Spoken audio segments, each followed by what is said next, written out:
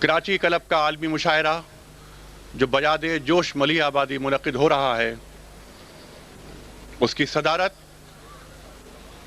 دنیا اردو کا انتہائی معتبر نام، اردو مزاح پڑھنے والا وہ کون ہے جو مشتاق احمد یوسفی سے واقف نہیں؟ شوشہ طراز، شگفتہ نگار، طناز عصر، ظرافت مآب، عالی جناب جناب مشتاق احمد یوسفی۔ مرشدی مشتاق احمد یوسفی کے معتبر حوالے چراغ تلے، خاکم بدہن، زرگزشت اور آب گم، ایک خلقت کے وہ محبوب، ایک جہاں ان کا شیدائی۔ آپ کے فن پر مسلم یونیورسٹی علی گڑھ میں پی ایچ ڈی ہو چکا ہے، آدم جی ایوارڈ یافتہ، ہجرا ایوارڈ یافتہ اور مجموعی ادبی خدمات کے صلے میں حکومت پاکستان سے ستارہ امتیاز یافتہ جناب مشتاق احمد یوسفی۔ خواتین و حضرات، یہ ہم سب کے لیے باعث سعادت ہے کہ آج مشتاق احمد یوسفی صاحب کراچی کلب میں تشریف رکھتے ہیں۔ میں جناب جمیل ساکرانی، صدر کراچی کلب، جناب Moazzam Pervez Khan, honorary secretary Karachi club, جناب قطب الدین مل والا، کنوینر ادبی کمیٹی سے ملتمس ہوں کہ وہ جناب مشتاق احمد یوسفی کو لے کر اسٹیج پر تشریف لائیں۔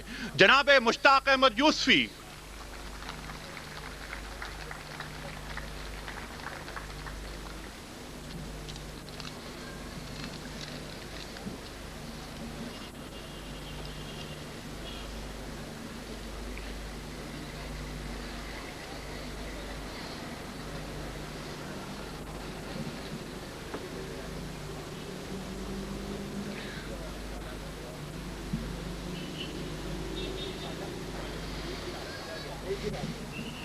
خواتین و حضرات، یہ ہم سب کے لیے اعزاز کی بات ہے کہ آج مشتاق احمد یوسفی کراچی کلب میں تشریف رکھتے ہیں۔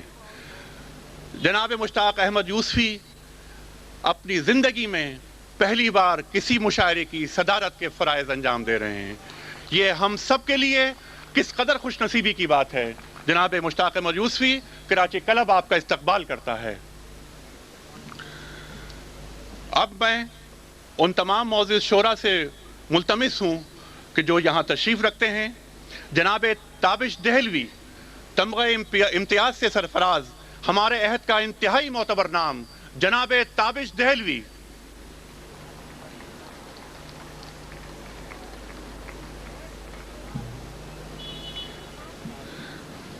یہ تابش دہلوی کی محبت ہی تو ہے کہ وہ اس علالت میں اور اس ضعیف العمری میں کراچی کلب کی محبت میں، ادب کی محبت میں آج کراچی کلب میں موجود ہیں۔ جناب تابش دہلوی، تابش صاحب، ہم آپ کا استقبال کرتے ہیں۔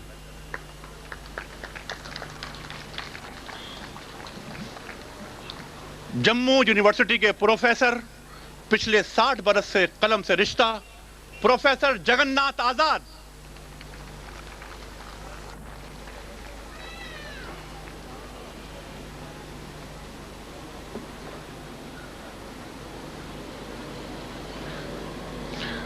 جناب جگن ناتھ آزاد جموں سے خاص طور پر تشریف لائے ہیں۔ پروفیسر جگن ناتھ آزاد۔ خواتین و حضرات، ہم محترمہ زہرہ نگاہ، ہماری زہرہ آپا، ہم آپ کا کس طرح استقبال کریں کہ آپ نے کراچی کلب تشریف لا کر ہمارا دل ایک بار پھر جیت لیا ہے۔ محترمہ زہرہ نگاہ۔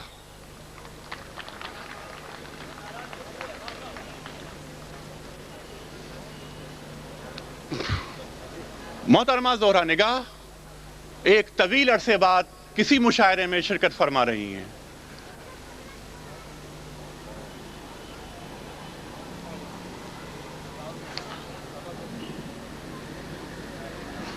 زہرہ آپا، ہم آپ کے دلی احسان مند ہیں۔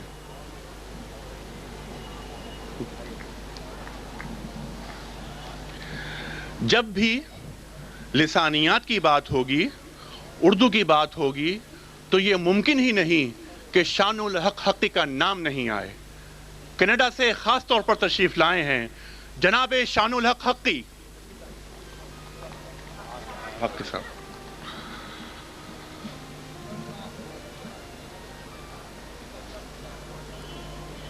جگر اسکول کا نمائندہ نام جناب نظر امروہوی۔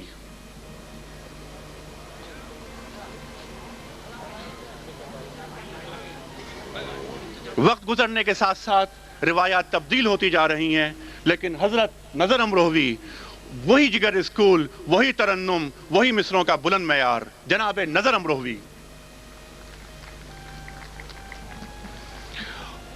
کچھ منافق بھی میرے حلقہ احباب میں تھے، میں نے ان سے بھی محبت کی اداکاری کی۔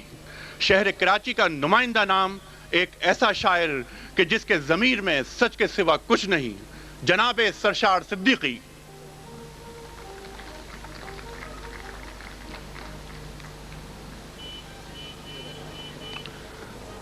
ہم تلک جو پہنچی ہے عشق کے وسیلے سے، اس غزل کا رشتہ ہے میر کے قبیلے سے، جناب ساقی امروہوی۔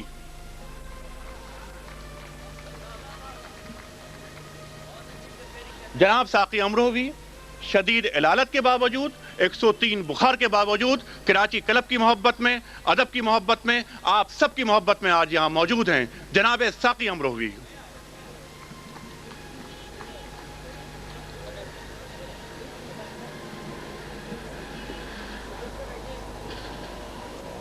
ساقی صاحب تشریف لائیے۔ سبحان اللہ، سبحان اللہ، واہ واہ۔ معزز خواتین و حضرات، بر صغیر کے مقبول شعراء کا ذکر ہو تو کرشن بہاری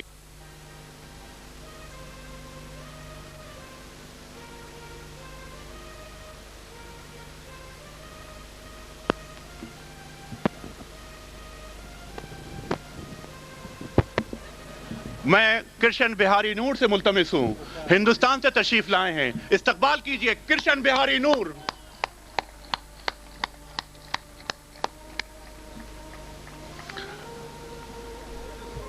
نہ پوچھو مصریو کیا چاہیے ہے، میں یوسف ہوں زلیخا چاہیے ہے، طلب تو آپ ہی کی تھی مگر اب کوئی بھی آپ جیسا چاہیے ہے، جناب انور شعور۔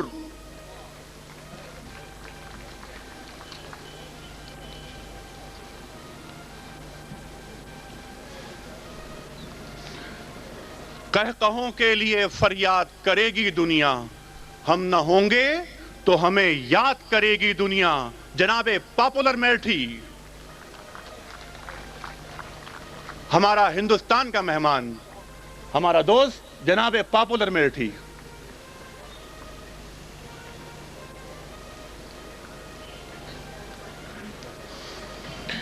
خواتین و حضرات، قبولیت عامہ ہر فرد کا حصہ نہیں ہوا کرتا، لیکن جانے کیوں پیرزادہ قاسم اس شہر کا مقبول ترین نام ہے۔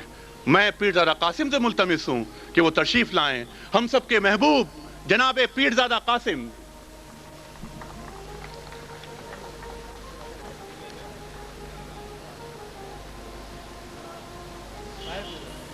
میری سمجھ میں آج تک یہ بات نہیں آئی کہ لوگ پیرزادہ قاسم سے شدید عشق کیوں کرتے ہیں، جناب پیرزادہ قاسم۔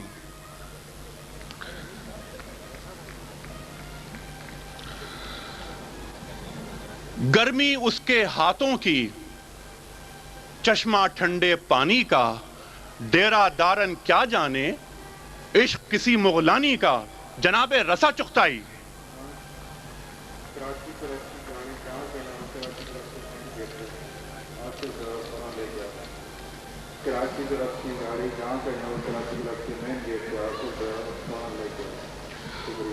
روشنی ہماری ہے اور افق جیسے طاقتور شعری مجموعوں کی خالق محترمہ سعدیہ روشن جو ابو دھابی سے تشریف لائی ہیں، میں ملتمس ہوں محترمہ سعدیہ روشن سے۔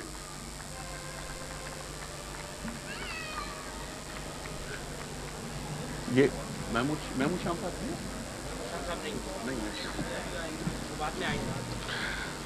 ساجن کی یادیں بھی خاور کن لمحوں میں آ جاتی ہیں، گوری آٹا گوندھ رہی تھی نمک ملانا بھول گئی، جناب خاور احمد۔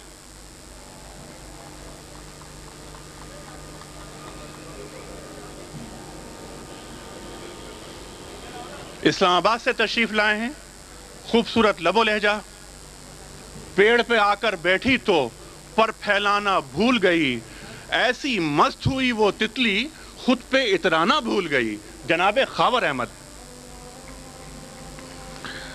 محترم خواتین و حضرات، لکھنؤ سے تشریف لائی ہیں، خوبصورت اشعار، خوبصورت ترنم، محترمہ ڈاکٹر نسیم نکھت۔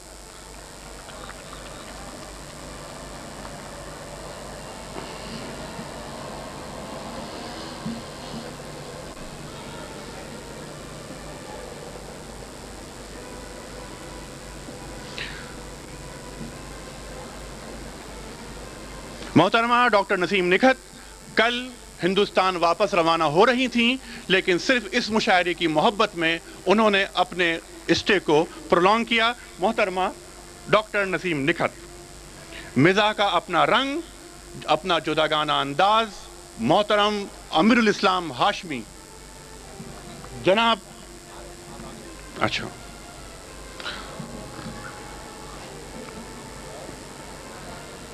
کیا کہوں اس سے کہ جو بات سمجھتا ہی نہیں، وہ تو ملنے کو ملاقات سمجھتا ہی نہیں۔ دیکھو مجھ سے باتیں کرتے رہنا، تم سے باتیں کرنا اچھا لگتا ہے۔ ان خوبصورت اشعار کی خالق ہیں محترمہ فاطمہ حسن، اس شہر کا نمائندہ اور معتبر نام محترمہ فاطمہ حسن۔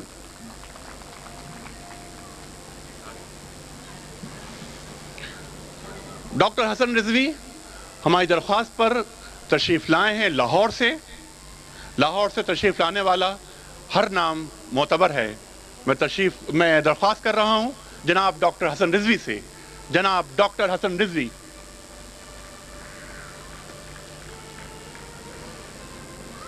ہندوستان سے ایک خوشگلو اور توانا آواز افضل منگلوری کی۔ افضل منگلوری نے پچھلے چند دنوں میں جو مشاعرے پڑھے اس میں بے پناہ داد سمیٹی۔ میں درخواست کرتا ہوں جناب افضل منگلوری سے، جناب افضل منگلوری۔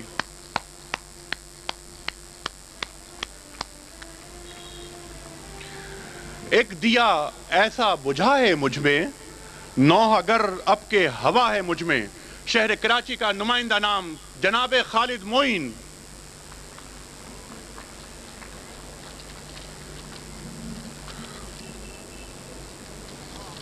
آئیے سر۔ خواتین و حضرات، کراچی میں مزاح بہت کم لکھا جا رہا ہے۔ انہی کم لکھنے والوں میں ایک نہایت معتبر اور نمایاں نام جناب سعید آغا کا ہے۔ میں جناب سعید آغا سے ملتمس ہوں کہ وہ اسٹیج پر جلوہ افروز ہوں۔ جناب سعید آغا۔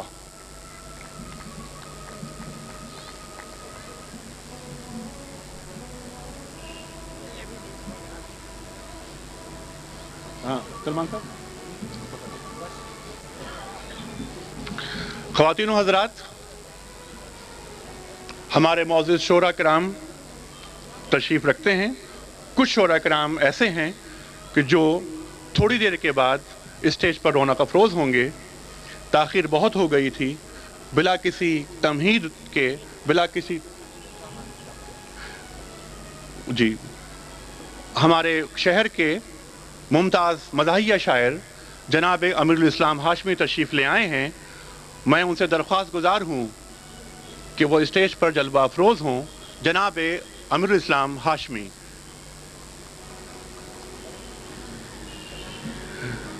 معزز خواتین و حضرات، کراچی کلب کی ادبی اور لائبریری کمیٹی کے پروگرام کسی تعریف، کسی تعارف کے بالکل محتاج نہیں، کیونکہ مشک اپنی خوشبو کا خود پتہ دیتی ہے، ضروری نہیں کہ عطار تعریف کرے۔ ہم مختصراً صرف یہ بتائیں گے کہ پچھلے دنوں مشتاق احمد یوسفی صاحب کے ساتھ اسی لان میں ایک شام، ایسی یادگار شام ہوئی کہ معتبر سامعین نے، معتبر قارئین نے یہ کہا کہ ہم نے ایسی شام اس شہر میں نہیں دیکھی۔ پچھلے دنوں فہمیدہ ریاض اور جان ایلیا کے ساتھ ایک شام اسی کلب میں منائی گئی، اور وہ شام بھی ایسی یادگار تھی کہ جو عرصے تک دلوں میں محفوظ رہے گی۔ خواتین و حضرات، یہ مشاعرہ اسی سلسلے کی ایک کڑی ہے۔ میں اب آپ سب کی اجازت سے اس مشاعرے کے باقاعدہ آغاز کے لیے جناب قاسم عمر صاحب سے درخواست کروں گا کہ آیات ربانی کی تلاوت سے مشاعرے کا آغاز کریں۔ آیات ربانی کی تلاوت کہ اللہ کا بابرکت نام کہ جس نے ہمیں قلم کے ذریعے علم سکھایا، وہ اللہ جو مالک بھی ہے، جو رحیم بھی، جو ملک بھی ہے، جو غفور بھی ہے، جو جبار بھی ہے، اور جس کو استکبار عزیز ہے، جناب قاسم عمر۔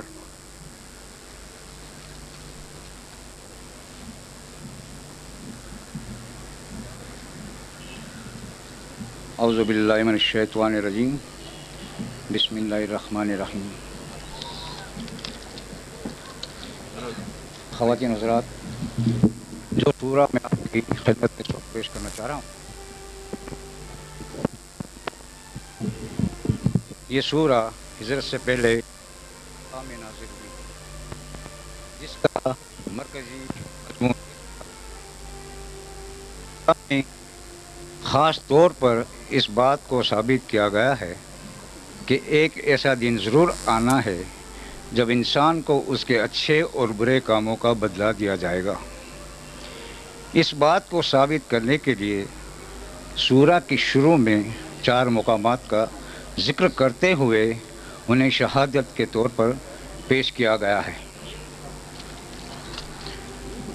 پیش خدمت ہے اعوذ باللہ من الشیطان الرجیم،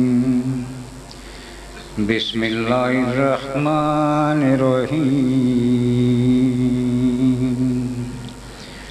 والتین والزیتون وطور سینین وہذا البلد الامین، لقد خلقنا الانسان فی احسن تقویم، ثم رددناه اسفل سافلين إلا الذين آمنوا وعملوا الصالحات فلهم أجر غير ممنون، وما يكذبك بعد بالدين، أليس له بأحكام الحاكمين۔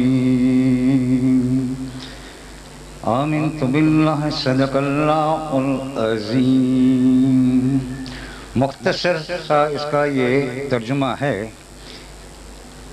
کہ تین و زیتون گواہ ہیں، سورہ طور سین گواہ ہے، اور یہ بلد امین گواہ ہے۔ بے شک ہم نے آدمی کی ساخت اچھی سے اچھی بنائی ہے، پھر ہم نے اسے نیچے سے نیچے درجے پہ ڈال دیا، سوائے ان لوگوں کے جو ایمان لائے، اچھے کام کرتے رہے، انہیں ہمیشہ کے لیے انعام ملے گا۔ تو اے انسان، اب اگر تو اس حقیقت کو مان لے کہ ایک دن انسان کو اس کے اعمال کا بدلہ ضرور ملے گا، تو کون سی بات ہے تجھے جھٹلا سکتی ہے؟ کیا اللہ سب حکم کرنے والوں سے بہتر حکم کرنے والا نہیں؟ وآخر دعوانا الحمدللہ رب العالمین۔ جزاک اللہ، سبحان اللہ۔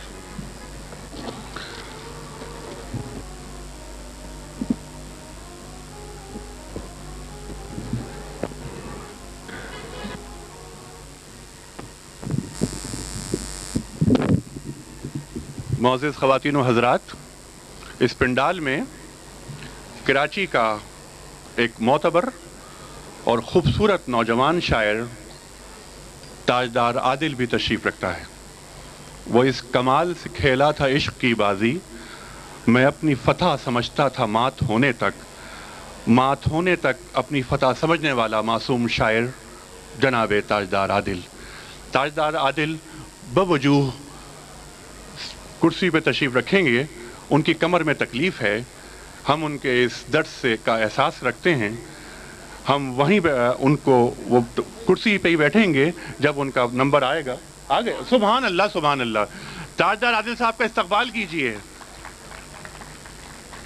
مجھے 1 منٹ پہلے یہ بتایا گیا کمر کا درد ہے، لیکن نظامت سن لینے کے بعد وہ درد رفع ہو گیا.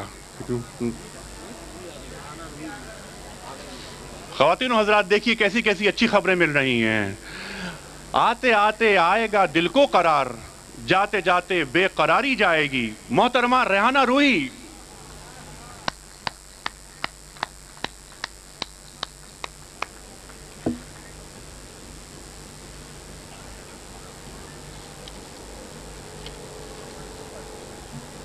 آئیے ریحانہ.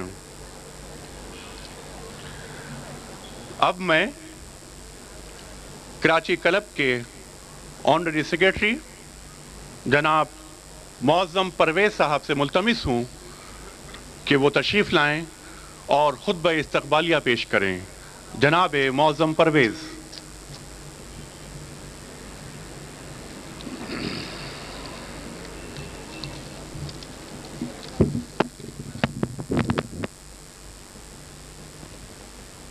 رحیم.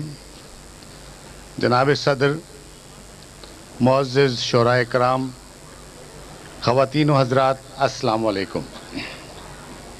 سب سے پہلے میں کراچی کلب کی انتظامیہ کی جانب سے آپ سب حضرات کو اس محفل بیاد جوش میں خوش آمدید کہتا ہوں. میں آج کی اس محفل کے صدر جناب مشتاق احمد یوسفی صاحب کا تہ دل سے مشکور ہوں کہ انہوں نے آج کی اس محفل میں شریک ہو کر اور اس کی صدارت قبول فرما کر اس محفل کو 4 چاند لگا دیے. یہاں میں تمام سامعین کو یہ بات گوشگزار کرانا چاہتا ہوں کہ کراچی کلب کو اس بات پر فخر ہے کہ جناب یوسفی صاحب اس کلب کے اعزازی ممبر بھی ہیں. میں کراچی کلب کی انتظامیہ اور تمام ممبران کی جانب سے تمام شورائے کرام اور بالخصوص وہ شورا حضرات جو بیرون ملک سے تشریف لائے ہیں آج کی اس محفل میں خوش آمدید کہتا ہوں اور ان کا مشکور ہوں کہ انہوں نے اپنی گوناگوں مصروفیات میں سے وقت نکال کر اس محفل کو رونق بخشی. اس موقع پر ان حضرات کا ذکر قطعاً بیجا نہ ہوگا کہ جن کی محنت و کاوشوں سے کراچی کلب میں گاہے گاہے شاندار اور یادگار ادبی محفلیں منعقد ہوتی رہتی ہیں. جناب قطب الدین مل والا کی سرپرستی میں کراچی کلب کی ادبی کمیٹی بڑی باقاعدگی سے اور اپنے ممبران کے ذوق و شوق کو ملحوظ خاطر رکھتے ہوئے سادہ اور پروقار تقریبات منعقد کرتی رہتی ہے. دلاور فگار مرحوم کے ساتھ ایک شام، جان ایلیا اور فہمیدہ ریاض صاحبہ کا کلام اور ایک شام مشتاق احمد یوسفی کے نام، وہ پروگرام ہیں کراچی کلب کے جو یقیناً بہت عرصے تک یاد رکھے جائیں گے. خواتین و حضرات، یوں تو مشاعرے کی اہمیت اور افادیت سے کسی کو انکار نہیں اور یہ ہماری تہذیب کا ایک اہم جزو بھی رہا ہے، لیکن بدقسمتی سے گزشتہ 20-25 سال سے یہ رواج دن بدن انحطاط کا شکار ہے. وہ ادارے اور تنظیمیں جو بڑی باقاعدگی سے مشاعروں کا اہتمام کرتی تھیں اب ان کا وہ ذوق اور شوق بھی معدوم ہوتا جا رہا ہے. کراچی کلب کی ادبی کمیٹی نے اپنی دیگر تقریبات کے ساتھ ساتھ اس بات کا بھی بیڑا اٹھایا ہے کہ وہ سال میں ایک مرتبہ عالمی بنیادوں پر اس مشاعرے کو انعقاد کو یقینی بنائے گی. آج کی اس مصروف اور تیز دوڑتی ہوئی دنیا میں ادب کی اس خدمت پر میں انتظامیہ، ممبران اور آپ سب کی جانب سے جناب قطب الدین مل والا اور ان کے تمام کمیٹی ممبران، بالخصوص جناب سلمان صالح صاحب اور جناب قیصر مرزا کو مبارکباد پیش کرتا ہوں اور ان کی کاوشوں کو سراہتا ہوں.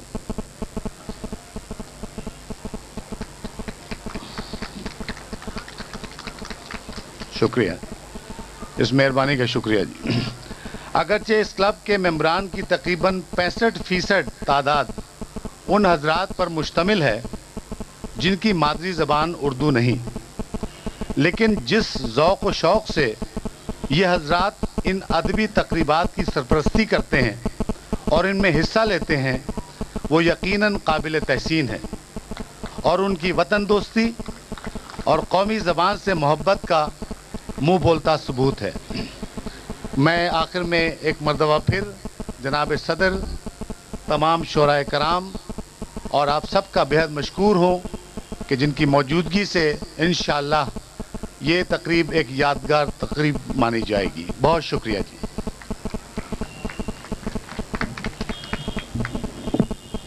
یہ تھے جناب معزز پرویز خان، اعزازی سیکریٹری کراچی کلب۔ خواتین و حضرات، عام طور پر مشاعروں میں یہ ہوتا ہے کہ ناظم مشاعرہ یکے بعد دیگرے شعراء کو سامعین کے سامنے پیش کرتا ہے۔ یوسفی صاحب، میں یہ سامعین آپ کی خدمت میں پیش کرتا ہوں، جناب مشتاق احمد یوسفی۔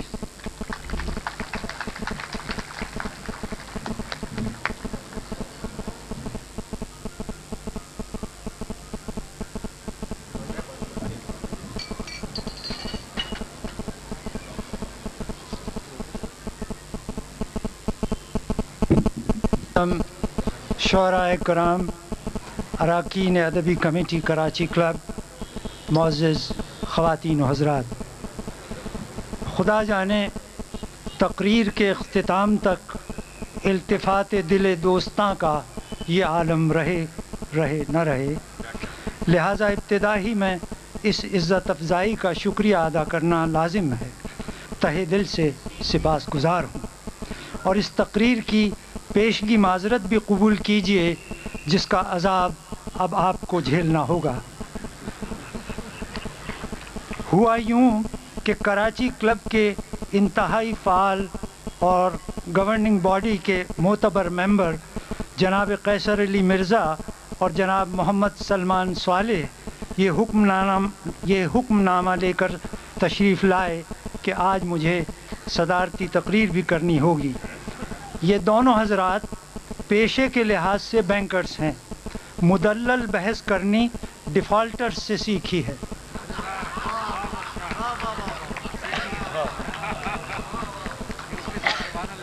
صورتاً اور سیرتاً اتنے معصوم اور مرنجا مرنج کہ تجھے ہم ولی سمجھتے جو نہ سود خوار ہوتا۔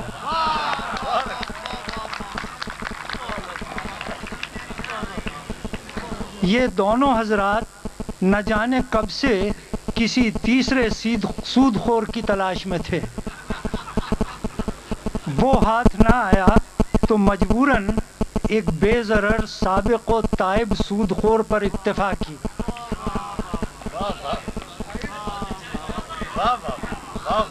ہم تینوں میں سود خوری کے علاوہ ایک اور قدر مشترک نکلی، وہ ہے شعر و ادب کا چسکا۔ گمان غالب ہے کہ ان کی نظر انتخاب اس گناہگار پر اس لیے پڑی کہ میں مقابلتاً زیادہ طویل عرصے سے ان دونوں دلگداز علتوں کا شکار رہا ہوں۔ پہلی سے عاقبت خراب ہوتی ہے اور دوسری سے دنیا ہاتھ سے نکل جاتی ہے۔ آدھی رات ادھر آدھی رات ادھر ہر چیز روا اور گوارا ہے، اور 12 بجے ہر بات بجا ہے سوائے تقریر کے۔ بالخصوص ایسے اجتماع میں جہاں ارباب ذوق خوبصورت اشعار سننے کے لیے آئے ہوں اور مشاعرے کے آغاز کا بے چینی سے انتظار کر رہے ہوں، مگر کیا کیا جائے، آپ کے اور خوبصورت اشعار کے درمیان نثری رکاوٹ بننا میرے صدارتی فرائض میں داخل ہے۔ لندن اور نیو یارک کے تھیٹرز کا ایک دستور یہ بھی ہے کہ اصل کھیل شروع ہونے سے پہلے ایک چھوٹا سا اسکٹ یا فکاہیہ پیش کرتے ہیں جو کرٹن ریزر کہلاتا ہے۔ اس کے 2 مقاصد ہوتے ہیں۔ اول، ناظرین کو اصل کارروائی کے لیے نرمایا اور گرمایا جائے۔ کیا کہنے ہیں۔ دوم، جب تک تاریک ہال میں لیٹ آنے والے غلط سیٹ اور صحیح گود میں بیٹھ کر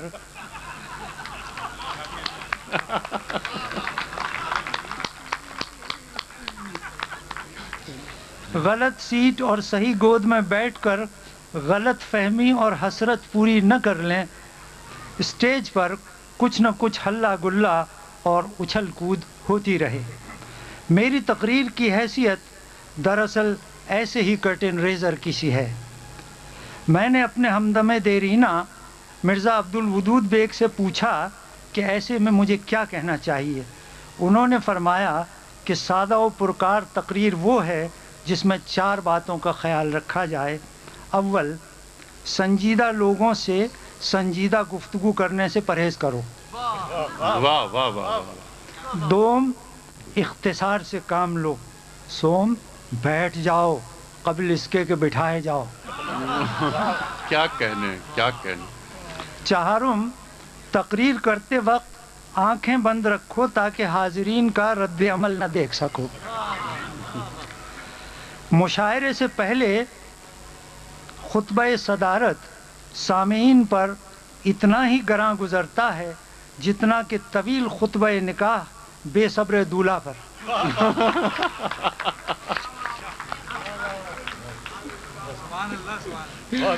عام طور سے دیکھنے میں آیا ہے کہ صدارت کے لیے کوئی وزیر سفیر کبیر دستیاب نہ ہو تو مجھ جیسے ناموزوں تباہ شخص کا انتخاب کرنے سے پہلے پوری تفتیش کر کے یہ اطمینان کر لیا جاتا ہے کہ اس نے کبھی کوئی شعر نہیں کہا اور آئندہ بھی اس کا احتمال نہیں، بلکہ سخن فہمی کا بھی اندیشہ نہیں۔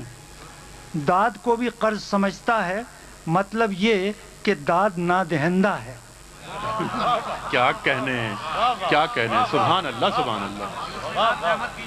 کیا کہنے ہیں وہ، کیا کہنے۔ گو کہ عاجز ان تینوں شرائط پر پورا اترتا ہے مگر معذرت پر بوجوہ مجبور ہے۔ میں نے عرض کیا کہ تکلف برطرف فرشی نشست ہو تو میں بوجوہ 2 زانوں نہیں بیٹھ سکتا۔ فرمایا تو 4 زانوں بیٹھ جائیے گا۔ عرض کیا میں اپنی تکلیف کو 2 سے ضرب نہیں دے سکتا۔ ارشاد ہوا تو پھر آپ خود فرمائیے کہ اونٹ میرا مطلب ہے کس کروٹ بیٹھیے گا۔ میں نے بیٹھ کر دکھایا تو کہنے لگے اس طرح بیٹھ کر تو گھریلو خواتین آٹا گوندتی ہیں۔ صدارت کے لیے یہ گرہستی پوز نامناسب ہوگا۔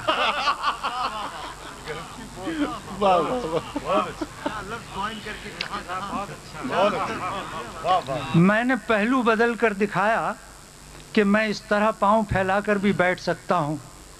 کہنے لگے یہ آداب مشاعرہ کے خلاف ہوگا، وہاں حضرت تابش دہلوی بھی تشریف فرما ہوں گے۔ آپ نے سلطنت مغلیہ کے چشم و چراغ آخر شب شاہ عالم بادشاہ کا قصہ آب حیات میں نہیں پڑھا؟ ایک دن بادشاہ سلامت خواجہ میر درد کی محفل روحانیہ میں بے اطلاع چلے آئے۔ پاؤں میں درد تھا اس لیے ذرا پاؤں پھیلا کر بیٹھے۔ خواجہ میر درد نے کہا یہ فقیر کے آداب محفل کے خلاف ہے۔ بادشاہ نے عذر کیا کہ معاف کیجئے درد سے مجبور ہوں۔ انہوں نے کہا درد ہو رہا تھا تو تکلیف کرنی کیا ضرور تھی؟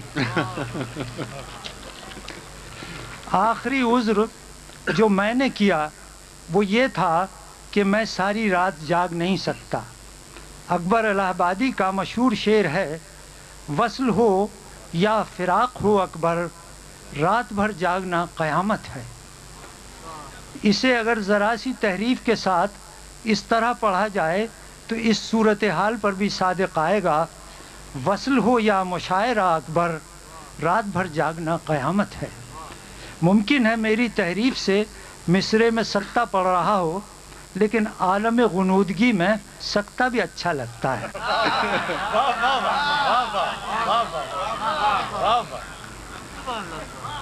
سبحان اللہ. کامیاب مشاعرے میں جاگیں تمام رات جگائیں تمام رات والا نقشہ ہوتا ہے. بازے کو فقط جاگنے میں ہی مزہ آ جاتا ہے.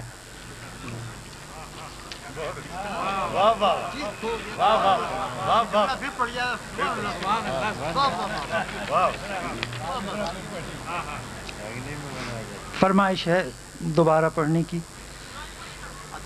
کامیاب مشاعرے میں جاگیں تمام رات جگائیں تمام رات والا نقشہ ہوتا ہے. بازے کو فقط جاگنے میں ہی پورا مزہ آ جاتا ہے. واہ واہ واہ واہ واہ واہ واہ. لندن میں چھوٹے بڑے مشاعرے کثرت سے ہوتے ہیں. وہاں مجھے ایک فرشی نشست والے مشاعرے میں تقریباً ساری رات جاگنے کا اتفاق ہوا. تقریباً میں نے اس لیے کہا کہ جب مشاعرہ ختم ہوا ہے تو سورج نکلنے میں ابھی پورے 3 منٹ باقی تھے. ساری رات فرش پر بیٹھے رہنے سے گرم پتلون کے پائنچوں میں غلط جگہ 2 نہایت سڈول گھٹنے مستقل طور پر بن گئے جنہیں کروشے کی 2 چست ٹوپیاں پہنائی جا سکتی تھیں. استری کے بعد یہ گولائیاں اور بھی نمایاں ہو گئیں.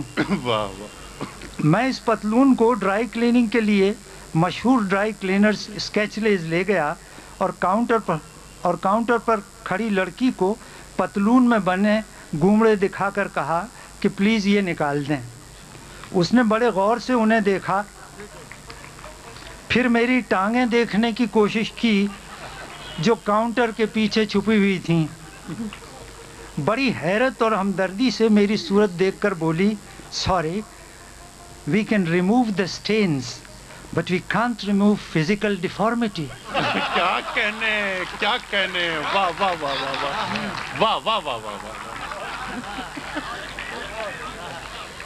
مطلب یہ کہ ہم داغ دھبے تو دور کر سکتے ہیں، جسمانی اور شرعی عیب دور نہیں کر سکتے.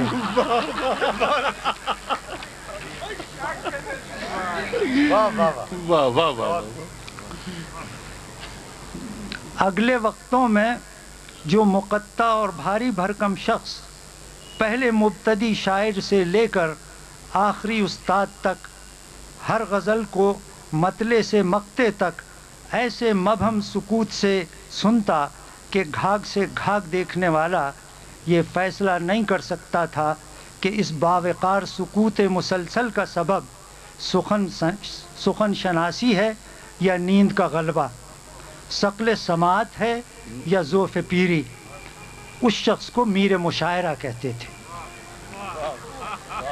وہ بیچارہ منہ تک آئے ہوئے فقروں، جماعیوں، حوائج ضروریہ اور اپنی تازہ غزل کو ضبط کیے. سبحان اللہ. کیا کہنے. واہ واہ واہ. 7-8 گھنٹے تک بت بنا بیٹھا رہتا کہ بار بار پہلو بدلنا بھی مشاعرے کے آداب کے خلاف مگر عادت و فطرت کے عین مطابق ہے. وہ صبر و تحمل کے ساتھ ساری رات 100 سنار کی سہتا رہتا تھا، اس لالچ میں کہ جب اس کی باری آئے گی تو ساری کسر نکال لے گا. ساری رات کلام بلاغت نظام اور اشعار آبدار سننے کے بعد اس کی زندگی کی سب سے بڑی خواہش اور ضرورت غیر شعری یہ ہوتی تھی کہ قریب ترین باتھ روم کا مختصر ترین راستہ دریافت کر لے. جہاں تک ہماری معلومات کا تعلق ہے، میر مشاعرہ ہمیشہ شاعر ہی ہوا کرتا تھا. خراب شعر کہنا بھی اس کے فرائض و استحقاق صدارت میں شامل تھا. اسی لیے کبھی کسی نثر نگار کو اس اعزاز سے نہیں نوازا جاتا تھا. ہمیں یاد نہیں پڑتا کہ میر سودا اور غالب کبھی میر مشاعرہ بنے ہوں. ہاں، مفتی صدر الدین آزردہ جو کمزور شعر کہنے پر بھی قدرت کاملہ رکھتے تھے. کیا کہنے. سبحان اللہ. کیا کہنے. واہ واہ واہ واہ. बारहा मीर मुशायरा बनाए गए, उस ज़माने में नस्र का इस्तेमाल सिर्फ दाद देने और एक दूसरे के कलाम में ज़बान की गलतियां निकालने के लिए जायज़ समझा जाता था। वाह वाह।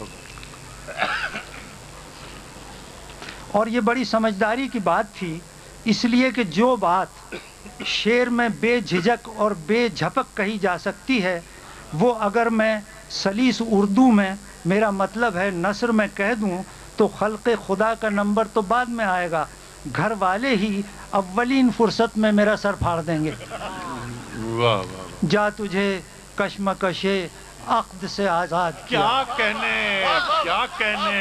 वाह वाह वाह वाह वाह वाह वाह। सुभान अल्लाह, सुभान अल्लाह। वाह वाह वाह वाह वाह। क्या कहने, क्या कहने। वाह वाह वाह।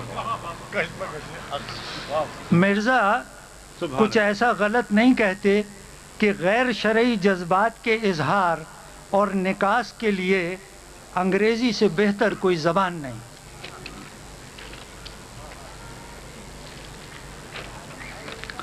ये मुशायरा जोश साहब की बातों और यादों के इआदे की एक दिलावेश शक्ल है। जोश के फ़िक्री निज़ाम में फ़र्द की आज़ादी, उसके जिबिल्ली तकाज़ों के एहतराम और माक़ूलियत को कलीदी हैसियत हासिल है। निशात हयात और इनकलाब के हामी और लंबरदार की हैसियत से उनकी अहमियत इसलिए और भी बढ़ जाती है कि इन तसव्वुरात के हक़ में उन्होंने उस वक्त आवाज़ उठाई जब मुआशरा रिवायत ज़दा था और तक़लीद का शिकार था। वो पहम तग़य्युर और इर्तिक़ा के कायल थे और इंसान की सही व काविश को उसका ज़ामिन तसव्वुर करते थे। मैं शिद्दत वजूद से नाआफरीदा हूँ। उन्हें बजा तौर पर अल्फाज का बादशाह कहा जाता है। अल्फाज उनके सामने हाथ बांधे खड़े रहते हैं। आहंग के शिकोह और कादिरुल कलामी में उनका कोई हरीफ नहीं। ज़रूरत इस अम्र की है कि उनकी हयात व शख्सियत, अहवाल व आसार और फ़न पर बाकायदा तहक़ीक़ का आगाज़ व एहतमाम किया जाए।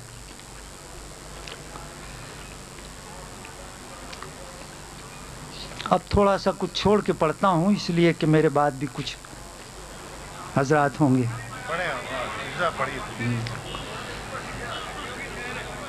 इसमें शक नहीं कि शायरी भी काम है आतिश मुरस्सा साज का, लेकिन सलीक़े से दाद देना भी एक हुनर है जो बरसों का रचाव और न जाने कितनी शबों का गुदास चाहता है। वाह वाह वाह। बेदाद यानी हूटिंग और भी मुश्किल काम है। दाद से सिर्फ मजाक सुखन का पता चलता है, बेदाद से समूचा आदमी पहचाना जाता है। क्या कहने, क्या कहने। वाह वाह वाह। बेशतर में न सही, लेकिन किसी किसी मुशायरे में अच्छे शेर की दाद इस तरह दी जाती है जैसे फुटबॉल के खिलाड़ी ने सर से गोल कर दिया हो। मतलब ये कि ताली बजाकर शायर को खिराज तहसीन और इखराज अकीदत किया जाता है। बहुत अच्छे। वाह वाह वाह। हम ताली के ख़िलाफ़ नहीं, हक़ में हैं। इसके भी कुछ फ़वाइद हैं। मसलन कराची में मच्छर सिर्फ कव्वालों की ताली से मरता है। इसके अलावा लोगों को भरी महफिल में सोने से बाज रखने का मुहज़्ज़ब तरीक़ा सिर्फ इज्तिमाई ताली है। आजकल दाद के लिए जो अल्फाज और फ़िक्रे इस्तेमाल किए जाते हैं वो एक हाथ की उंगलियों पर गिने जा सकते हैं। सुभान अल्लाह, क्या कहने, वाह वाह, मुकर्रर इरशाद। अब ज़रा इनका मवाज़ना उन कलिमात तहसीन से कीजिए जो आज से 60-70 बरस पहले तक राइज व मुस्तमल थे और जिनका ज़िक्र अब सिर्फ किताबों में आता है। बाज़ में 100 बोतलों से ज़्यादा का नशा है। सुनिए, कहते हैं, किस रुख से मिसरा लगाया है, मदह नहीं हो सकती, तारीफ़ से मुस्तगनी है, फिर फरमाइए ए सुभान अल्लाह। दूसरा, क्या मज़े का शेर निकाला है, भाई वाह, ज़रा फिर पढ़ना। तीसरा, मियाँ जीते रहो, जी खुश कर दिया। नक़ल करने को तो हमने ये अल्फाज नक़ल कर दिए, مگر انہیں ادا کرنے کے لیے تابش صاحب کا سن اور مشق سخن، نصف صدی کی سخن فہمی اور 3 نسلوں کا رچاؤ درکار ہے. وہ کہاں سے لائیں؟ واہ واہ واہ واہ واہ واہ واہ واہ.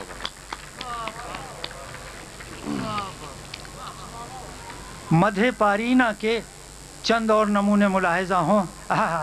ارے بھائی پڑھے جاؤ، کیا ثبوت ہے، کیا بات پیدا